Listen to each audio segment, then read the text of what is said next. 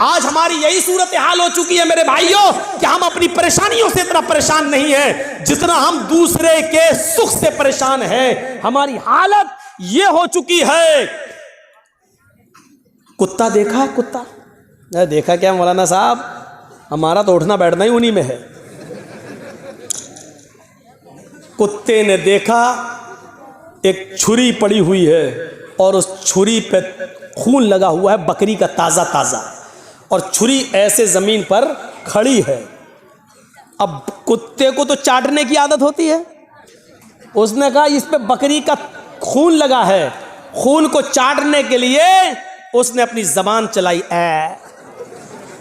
जैसे ही चलाई छुरी पर उसकी ज़बान कट गई। बकरी का खून तो चाट गया लेकिन उसकी ज़बान कट के उसका खून उस पर लग गया। अब कुत्ता क्या समझ रहा है ना, अभी खून बाकी है। उसने फिर दोबारा ज़बान से चाटा, फिर दूसरी जगह से कट गई। उसने कहा अरे अभी भी बाकी है, फिर चाटा, फिर कट गई। वो उस वक्त तक चाटता रहा कि उसकी ज़बान कट के गिर गई और फिर वो खुद हलाक हो गया, मर गया। यही हालत हमारी है। मिसाल सख्त ज़रूर है लेकिन सच्ची मिसाल है। हम दूसरे को बर्बाद करने के लिए यही अपने आप को बर्बाद कर लेते हैं। जैसे कुत्ता बकरी के खून को चाटने के लिए अपना ही खून चाटते चाटते अपनी ज़बान काट बैठा, यही हाल हमारा है। आज जुमे के खुतबे में मैंने सुनाया था ना कि वो दो सहाबी थे, जिन लोगों ने ना सुना हो सुनो, जिनके कपड़े की दुकानें पास पास थीं। एक आदमी, एक सहाबी का कपड़ा बिक गया, दूसरा कस्टमर आया, दूसरा भी बिक गया, तीसरा कस्टमर आया, उसी दुकान पर तीसरा भी कपड़े के थान ले गया, चौथा आया, उसने चौथा भी उसी को दे दिया उसी दुकान ने।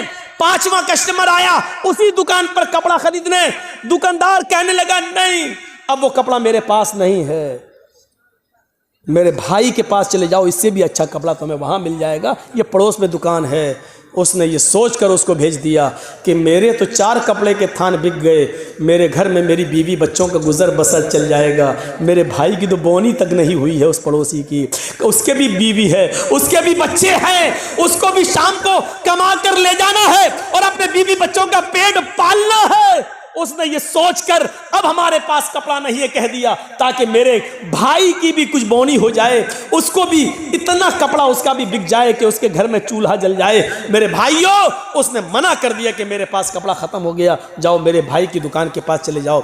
मेरे भाइयों, ईमानदारी के साथ बताना, कंपटीशन के दौर में हमारी इधर चाय की दुकान, बगल में इधर चाय की दुकान, हम दूसरे की दुकान पर आने वाले कस्टमर को भी अपनी आवाज देकर बुला लेते हैं। हम ये ई रिक्शा चला रहे हैं, उधर दूसरा हमारा भाई भी चला रहा है, उसके पास आने वाली सवारी को भी हम खींच लेते हैं। कितना? 20 रुपया? नहीं, आओ हम 15 लेंगे, आओ बैठ जाओ। हम उसके भी मुंह से रोटी का लुकमा छीन रहे हैं। हमारे घरों में बरकत हो तो कहां से हो, हमारे बच्चों को बीमारियां न लगे तो कैसे न लगे, हमारे माँ बाप को बीमारियां और कैंसर जैसी बीमारियों में मुलव्वस न हो तो क्यों न हो, क्योंकि हमने रोजी रोटी के सारे नाजायज तरीके इस्तेमाल कर रखे हैं। हम तो अपने भाई की खुशी देखना ही नहीं चाहते हैं। हम अपने दुकान के होते हुए दूसरे की दुकान पे कस्टमर आता हुआ देखना ही गवारा नहीं कर सकते हैं। मेरे भाइयों, इस्लाम की तालीम ये तो नहीं थी, इस्लाम की तालीम ये तो नहीं थी।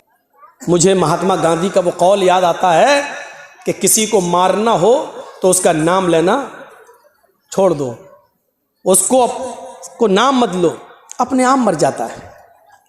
अब देख लीजिए कि उत्तर प्रदेश के चुनाव में एक साहब हैं, वो मुसलमान बहुत करते रहते हैं। आजकल वो बहुत चिल्ला रहे हैं, सपा ने क्या किया, समाजवादी पार्टी के दल्लो, ऐसी तमाम भाषाएं इस्तेमाल की जा रही हैं सिर्फ मुसलमानों में प्रचार करने के लिए। लेकिन उसके जवाब में अखिलेश ने एक बात भी नहीं कही है, ना उसका जवाब दिया जा रहा, ना उसका नाम लिया जा रहा है। इसका नतीजा ये निकला कि पूर्वांचल में चले जाओ या पश्चिम में चले जाओ, जो पहले कुछ वोट मिलने वाले भी थे, बंटने वाले थे, चुनाव से 2 दिन पहले सब ऐसे एक हुए, ऐसे इकट्ठे हुए कि उन्होंने सोचा कि नहीं, पहले अपने आप को बचाओ, इसी में भलाई है, इसी में भलाई है, पहले अपने आप को बचाओ। और ये अक्लमंदी का तकाजा है मेरे भाइयों।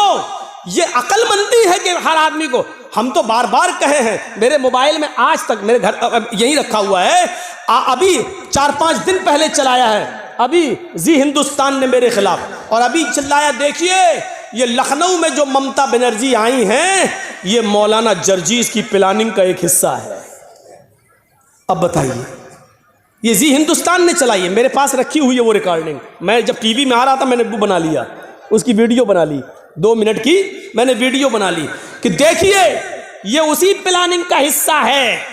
मौलवी जर्जीस जो बंगाल में बोला, ममता बनर्जी वही लखनऊ में बोल रही हैं। इनकी दोनों की भाषा एक है। ये सब मुसलमानों को एक करने के लिए आए हैं। जर्जीस ने बंगाल में मुसलमानों को एक किया, ममता बनर्जी यहाँ उत्तर प्रदेश में मुसलमानों को एक करने आई। यानी इस तरीके से ये बोला जा रहा है, इस तरीके से।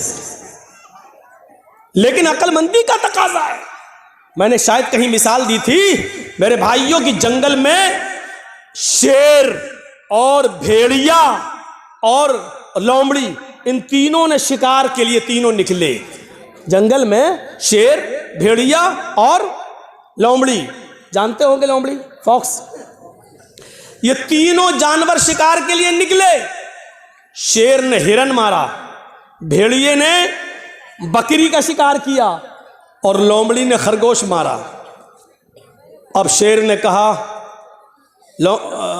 भेड़िए से, चलो 3 जानवर मरे पड़े हैं, ये हिरन, ये बकरी, ये खरगोश, चलो बताओ किसको कौन सा जानवर खाना है, तुम फैसला करो, मैंने तुम्हें जज बना दिया है।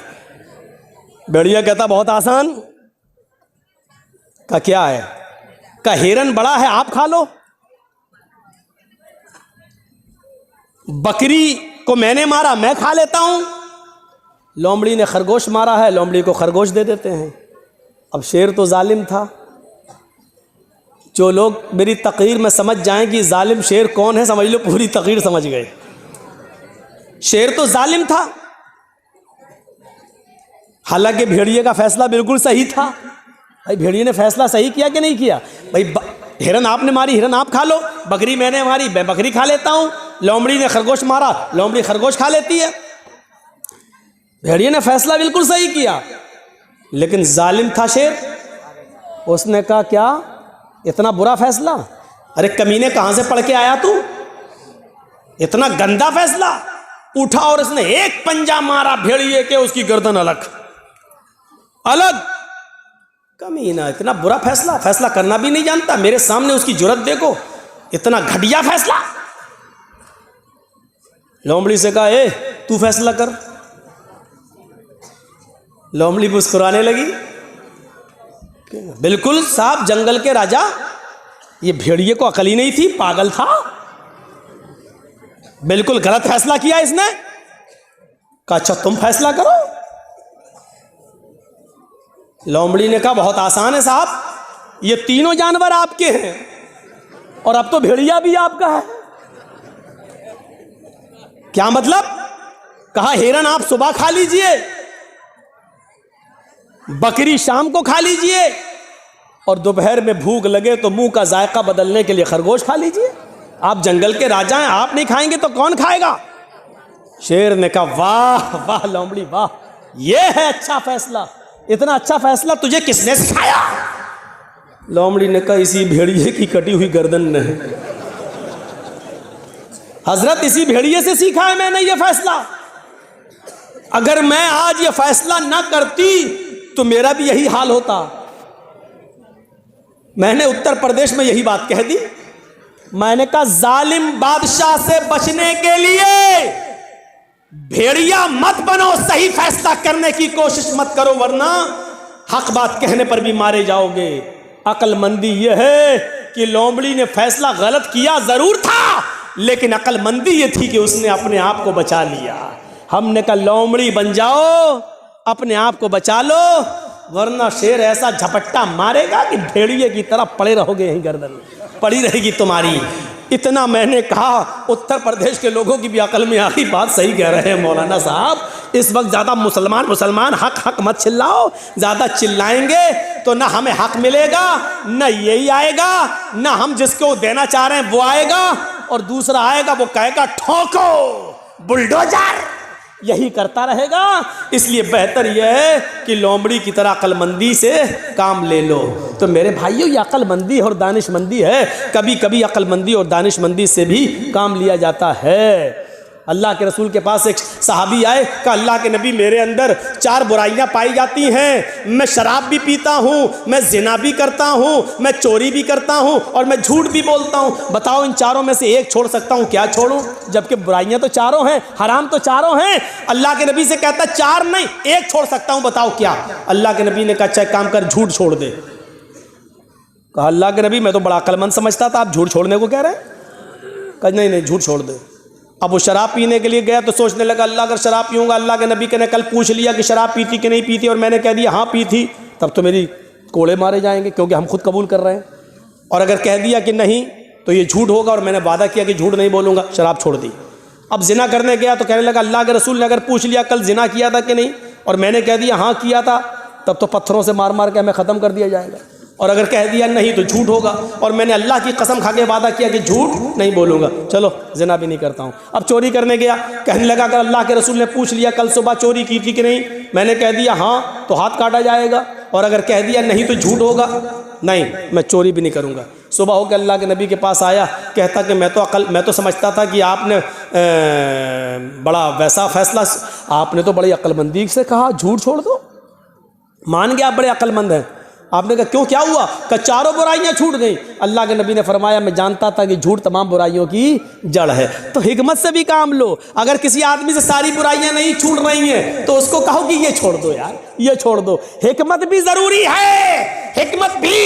अल्लाह के रसूल ने दूरंदेशी से काम लिया, अक्लमंदी से काम लिया। हमें भी हर वक्त अक्लमंदी से काम लेने की जरूरत है, अक्लमंदी से काम लेने की जरूरत है।